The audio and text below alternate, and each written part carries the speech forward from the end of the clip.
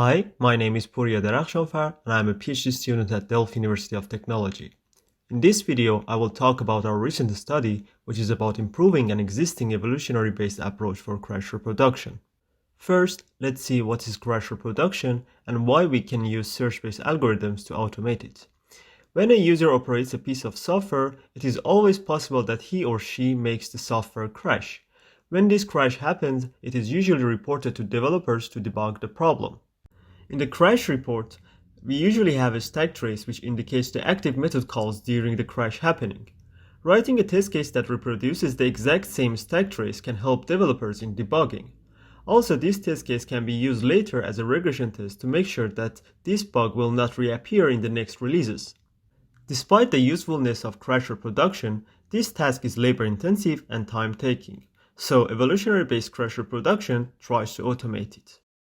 This approach takes the stack trace and binary files of the application in which the crash happened. Then it produces an initial population of randomly generated test cases. Each test case generated by this process is an individual, so in the next step, the fitness of each of these test cases will be evaluated by a single fitness function called crash distance. Since this approach models the crash reproduction into a minimization problem, a lower value returned by this fitness function indicates a better individual.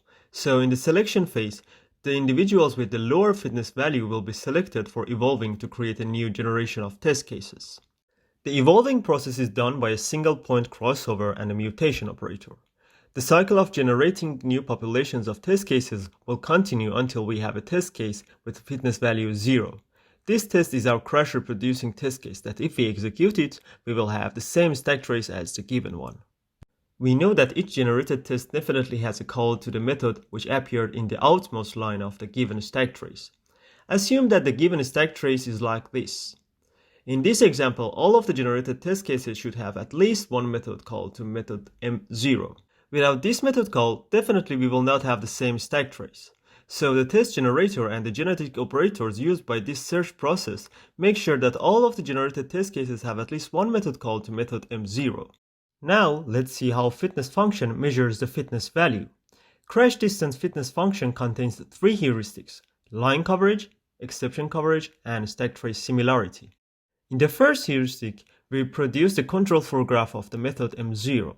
Then, this heuristic measures the distance of the test's execution path from covering the target line, which is the line number which appears in the outmost line of the given stack trace.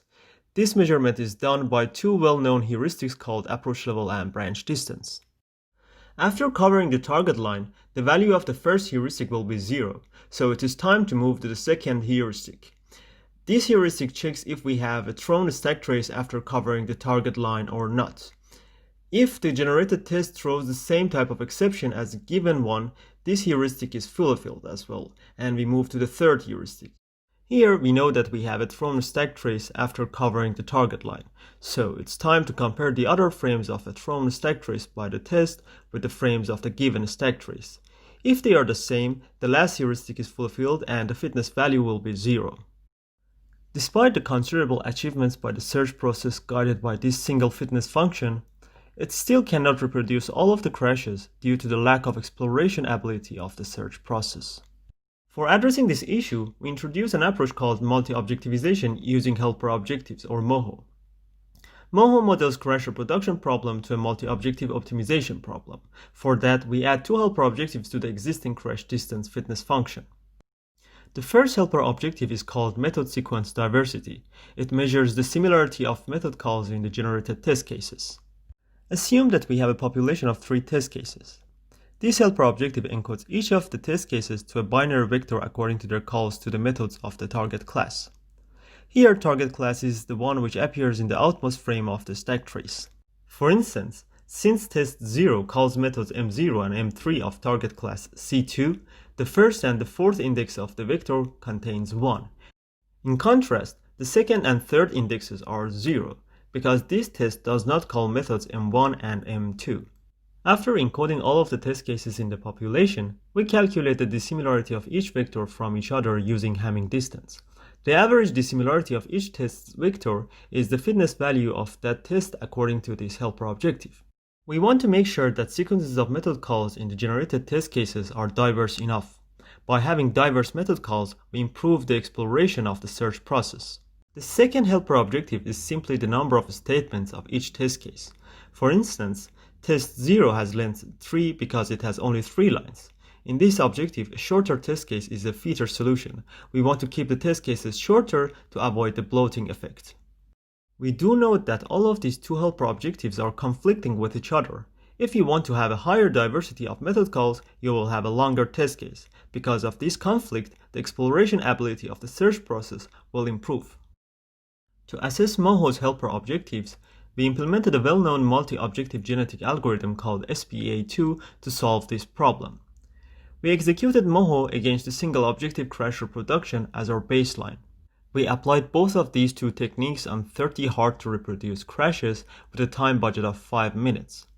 The results show that Moho can reproduce 2 more crashes compared to single-objective search. Thank you very much for watching this video. The implementations used for this study are available in Budsync GitHub repository. If you want to contact me for asking questions or possible collaborations, you can use my email address. Have a nice virtual GECCO and goodbye.